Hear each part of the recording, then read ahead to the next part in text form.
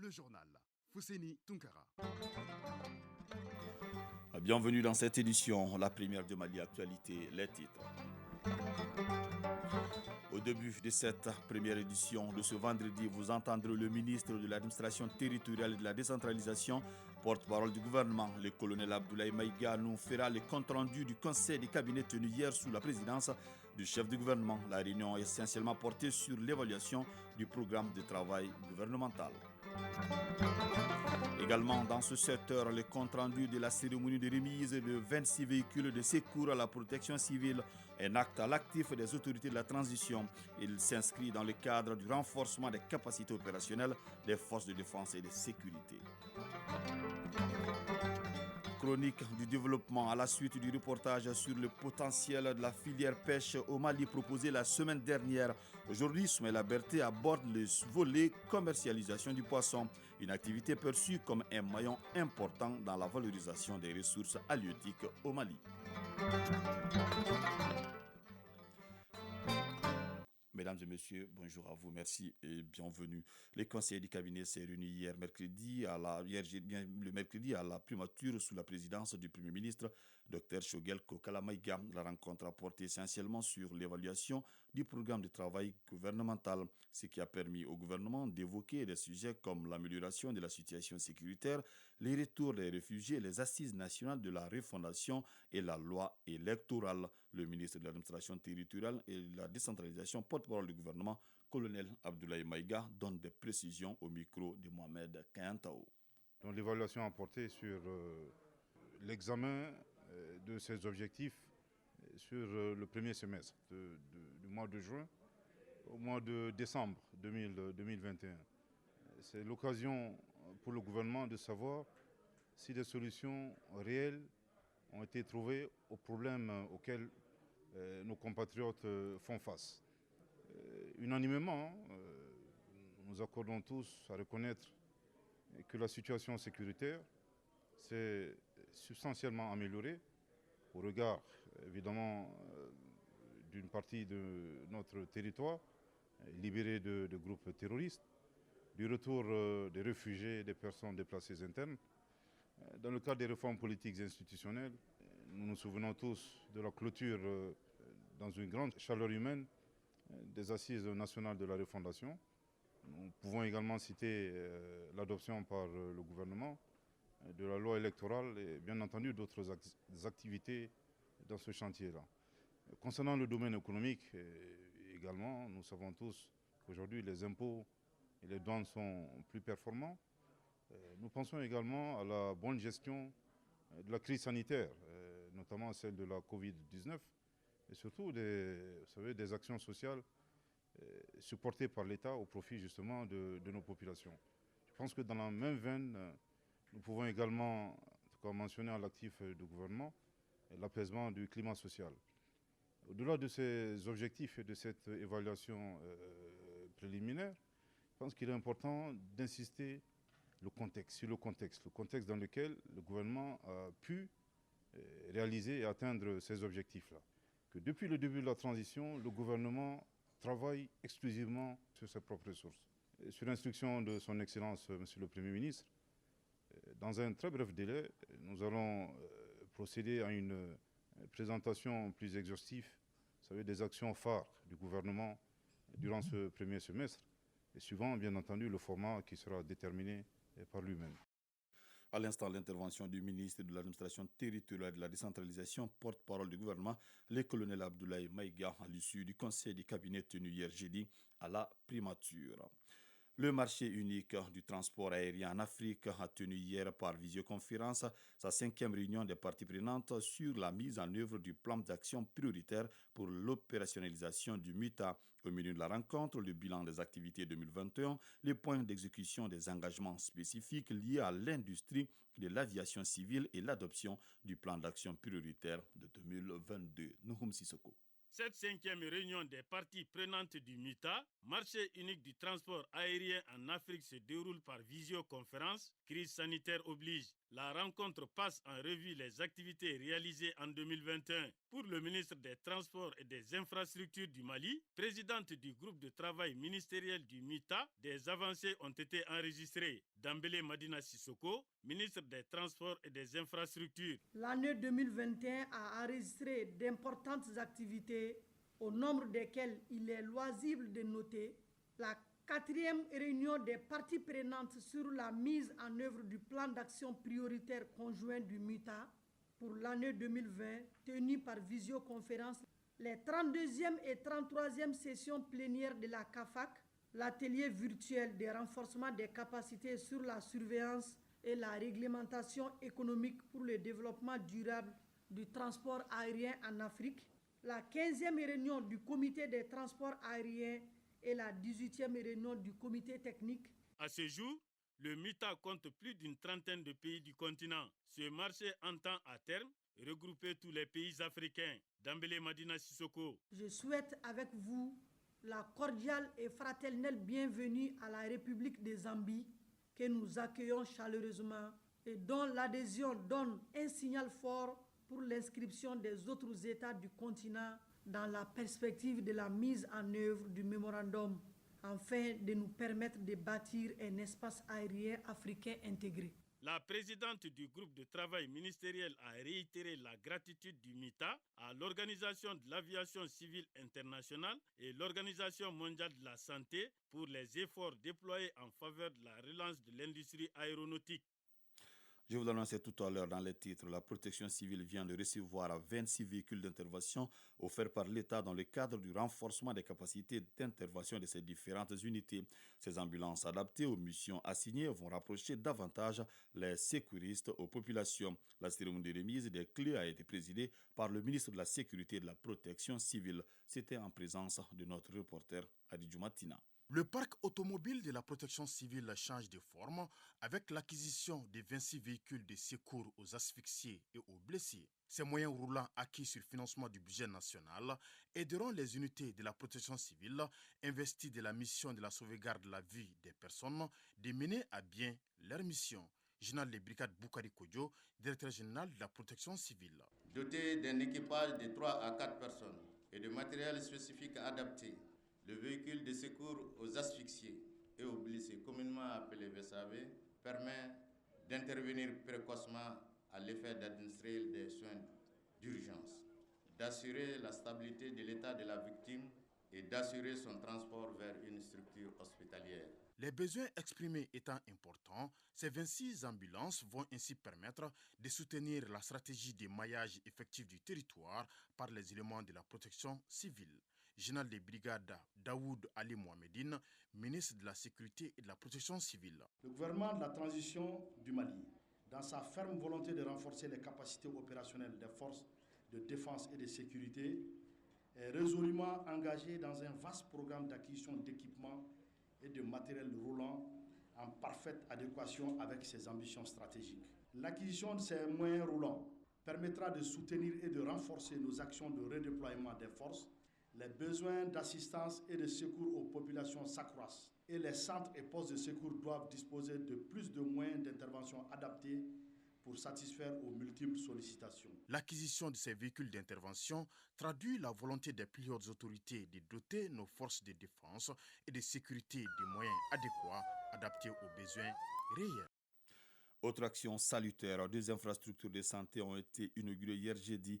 La première est un centre de santé communautaire au bénéfice de la localité de Bakorobabougou dans la commune rurale de Kalabankoro sur financement de l'ONG Mousso à environ 258 millions de francs CFA. Et la seconde est une unité dédiée à la pédiatrie du centre de santé de référence de la commune 6 du district de Bamako. Cette dernière est issue de la coopération Mali-Espagne à travers l'ONG Medicus. Salim Atandao.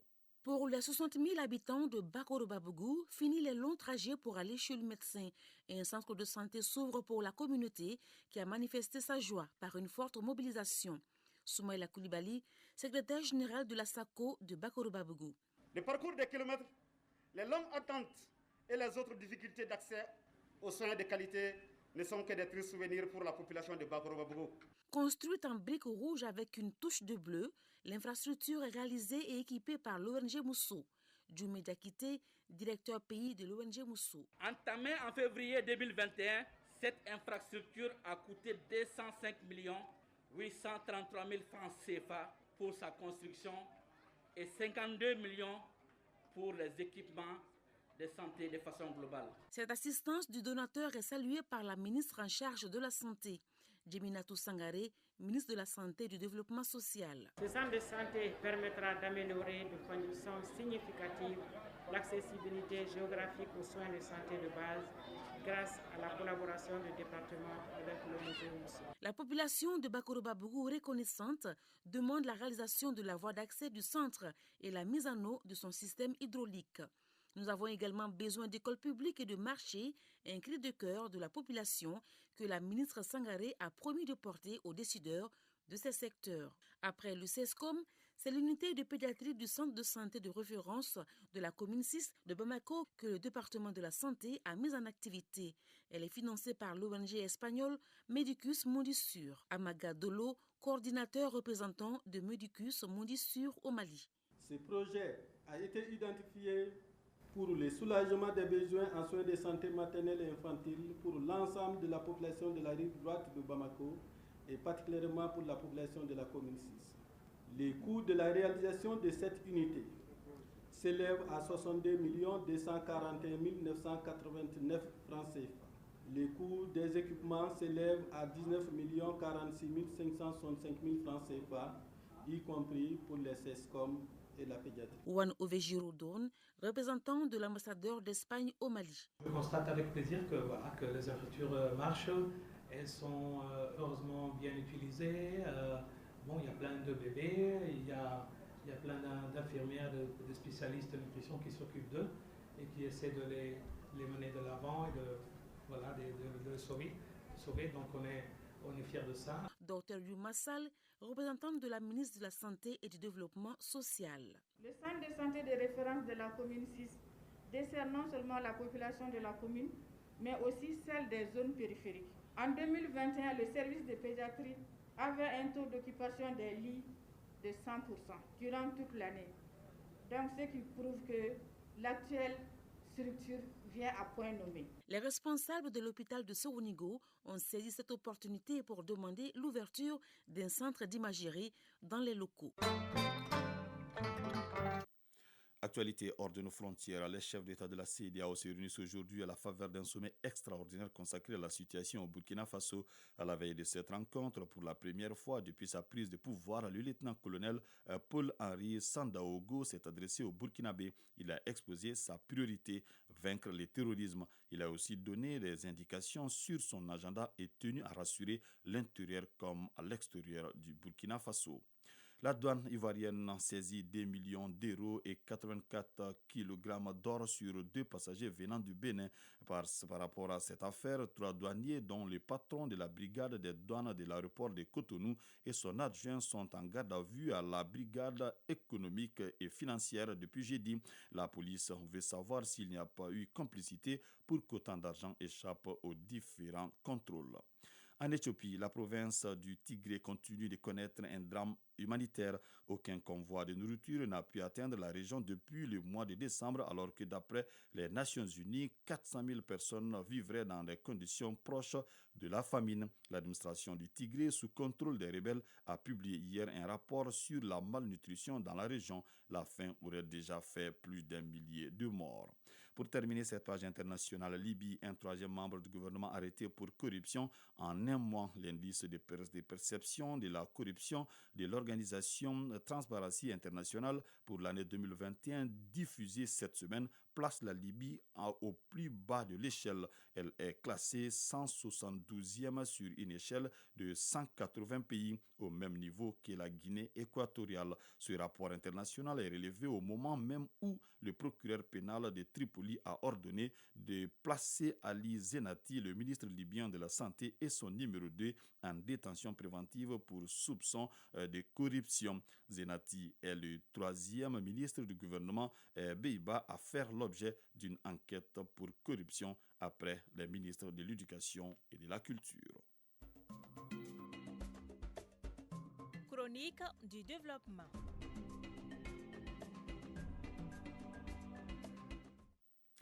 Après avoir évoqué dans le numéro de la semaine dernière le potentiel de la filière pêche au Mali, aujourd'hui nous abordons le volet commercialisation du poisson. Cette activité est un maillon important dans la valorisation des ressources halieutiques au Mali. C'est pourquoi le gouvernement met en place progressivement des équipements portuaires et marchands tels que le port de pêche de Mopti et le marché central à poissons de Bamako.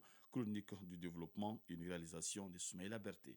La commercialisation du poisson est un facteur déterminant dans les indicateurs de performance de la filière pêche au Mali. Aujourd'hui, ce volet a besoin d'une meilleure organisation pour répondre aux exigences du marché.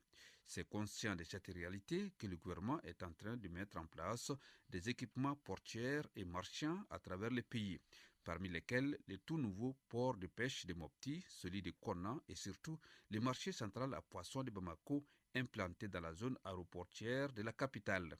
Cette infrastructure a été réalisée grâce à l'appui du partenaire japonais à plus de 5 milliards de francs CFA. Elle est dotée d'une unité de fabrique de glace et de chambres froides pour la conservation des poissons. Madame Jawara Aissata Hamata Touré en est la présidente directrice générale. L'agence du marché central à poissons de Bamako est un établissement public à caractère industriel et commercial, EPIC.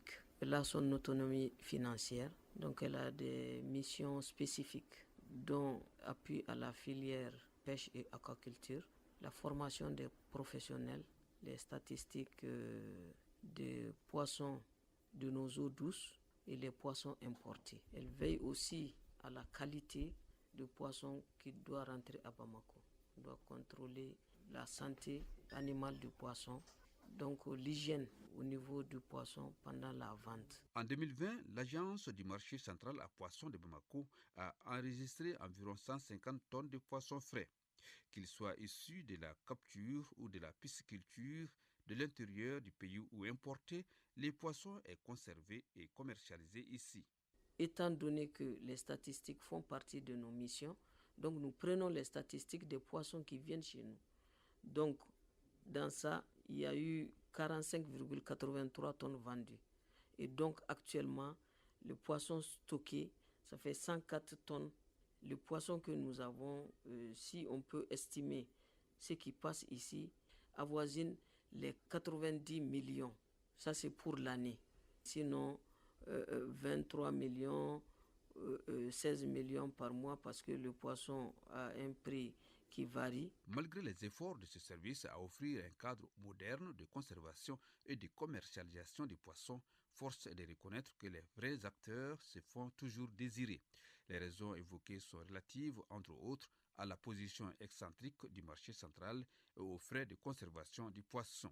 Madame Jawara Aissata Hamata Touré, présidente directrice générale de l'agence de gestion du marché central à poissons de Bamako. Donc cette commercialisation, malheureusement, vous voyez l'espace qui n'est pas occupé par les vrais acteurs.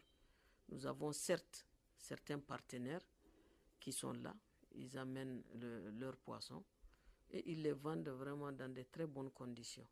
Donc sur le plan commercialisation, ceux qui sont là, on ne se plaint pas parce que la qualité du poisson qui est demandée par la population, par les clients, se retrouve ici. Oumar Djiré, vice-président du collectif des pêcheurs du Mali. La difficulté rencontrée aussi, il nous a dit ça aussi. Vraiment, tout est cher aujourd'hui. De quitter là-bas pour venir ici, prendre du poisson, aller revendre en ville, vraiment, il nous a dit que vraiment, c'est ce qu'ils dépensent, ils ne gagnent pas ça. Dans les perspectives immédiates, l'agence du marché central à poissons de Bamako se projette d'ajouter une autre corde à son arc. En plus du poisson frais, elle compte désormais mener des activités de fumage du poisson qui sera exclusivement destiné à l'exportation.